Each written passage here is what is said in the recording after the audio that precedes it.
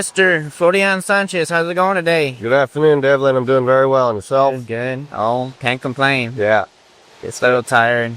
Yeah, it's been a long day. We drove in, it's usually 15 hours, but it took us 23 hours to get here. And Almighty. we're proud to represent Red Dog Farm and Santa Gertrudis breed. We believe in them, and we know the potential of this deal. And we've had some good feedback this morning. We've had some folks come in from Kazakhstan that are interested in cattle.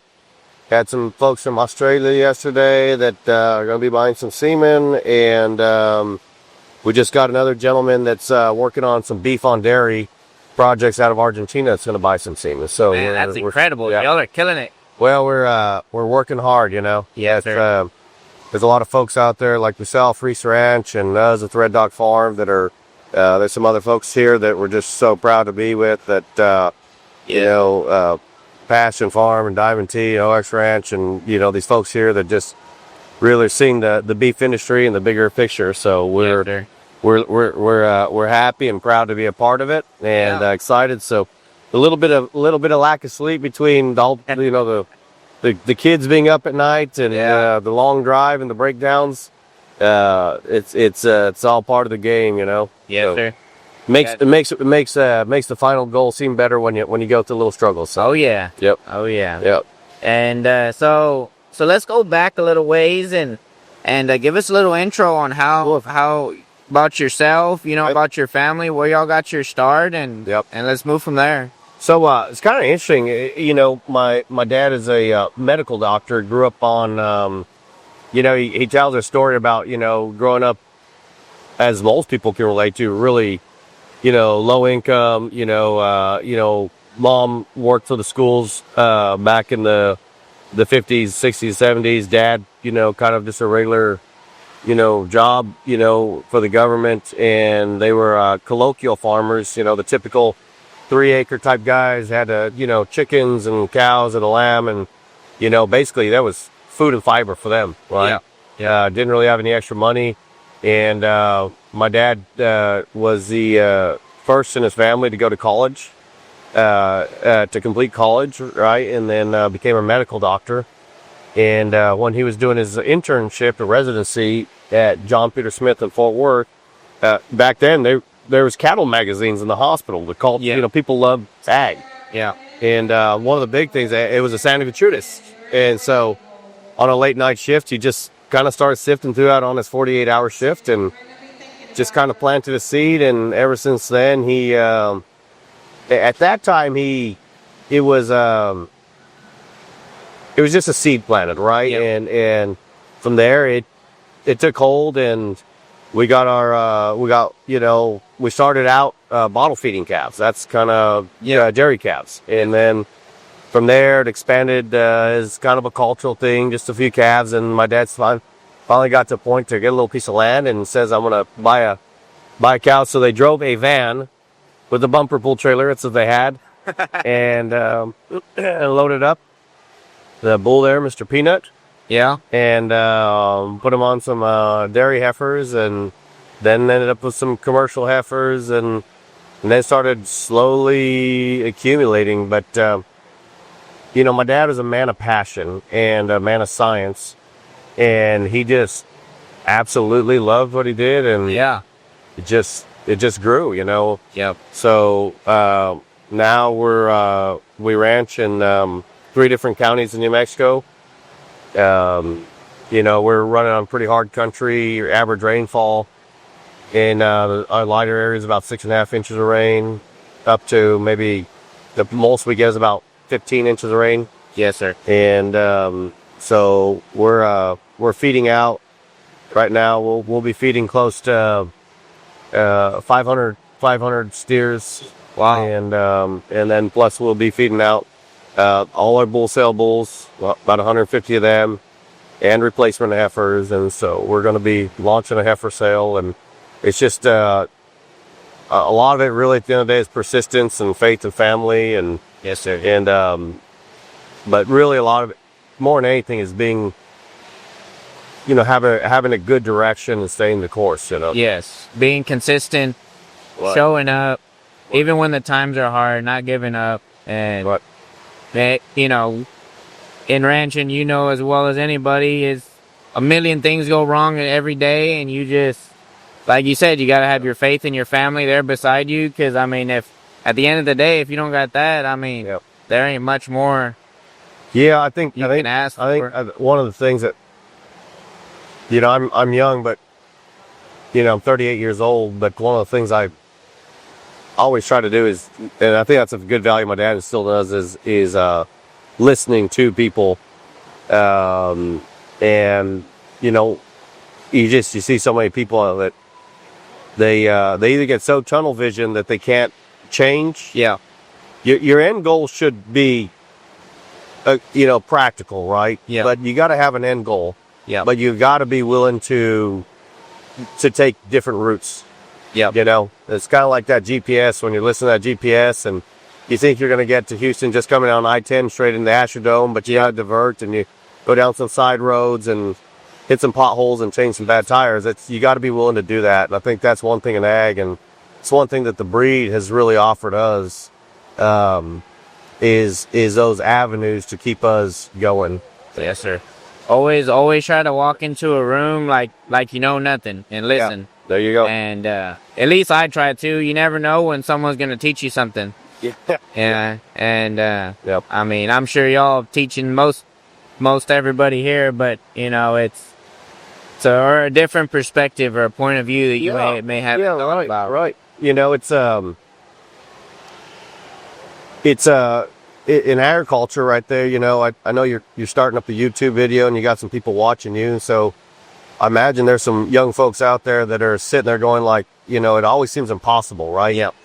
And you know, you're sitting there like, how can I ever do it? And the thing is that no matter where you are, like I said, you got to have that long-term view. That's the one thing my dad was the master of. It was not looking at today. Yeah. Was looking at 5, 10, 15, 20, 60 years down the road. Yeah. And, you know, for, you know, those people out there that are watching this and that are sitting there looking for that gem, like I need, you know, they're trying to find that edge. And at the end of the day, the real edge is your mindset. Yes, sir. Right? It's how do you fit in? How can you go? And like I said, listening, you know, and it's a big factor, you know, and one of the things that we've had to do in our deal to be able to grow is listen to our environment, right?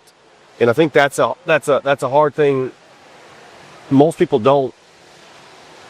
I feel like as culturally and country wise and just being ambitious people, a lot of times we're trying to put a square peg in a round hole.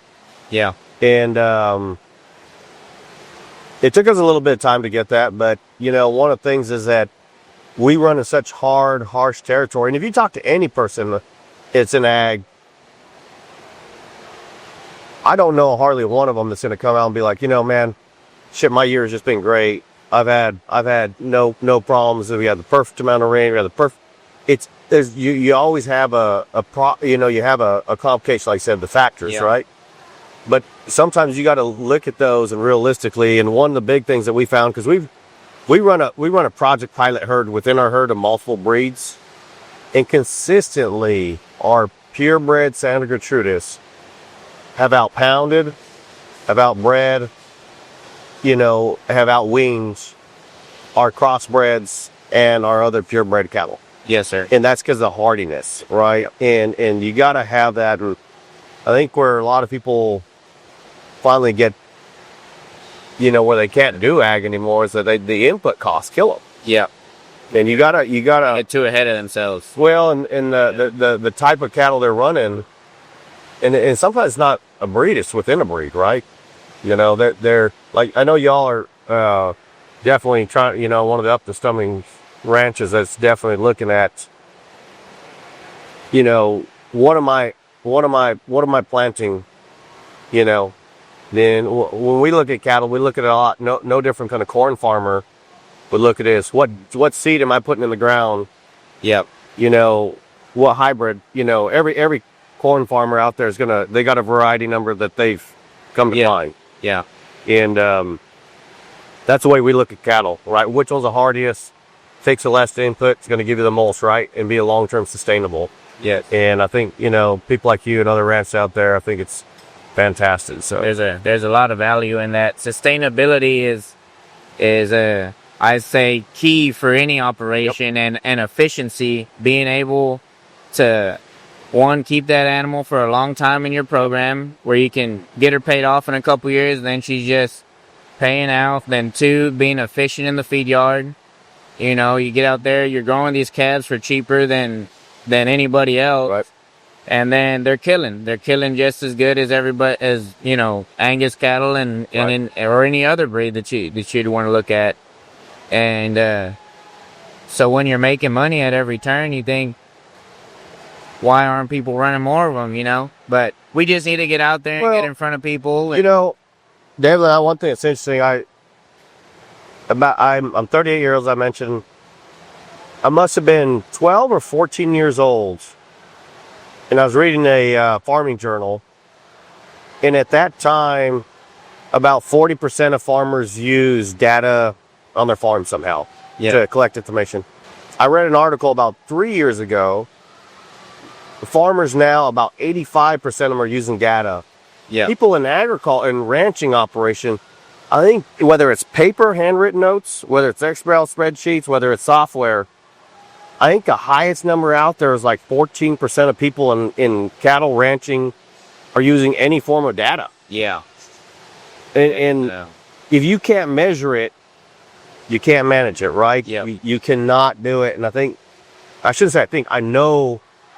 know the reason why more people aren't headed down this route of direction is they're going off gut suspicion. They're going off the coffee table, conversations. They're not. They want that bragging right, but they really don't know what they have. Yeah. And when you know what you really have, it's a whole different ballgame. Yeah. So it's when you ask people, say, pick me your best bull out of the pasture, or your best cow out of the pasture, and they drive out there and say this is Molly, but they can't say this is why Molly's the best. Yeah. You may be 100% right, and I'm all ears to listen. And there's always something to be learned, right? But it's really hard when you put Molly, like you said, in the feeding situation with 300,000 competitors. Yeah. Then what makes her the best? Yeah. Let's see if she's truly the best, not just, because I like her, she's the sweetest, she has a calf every year. Yep.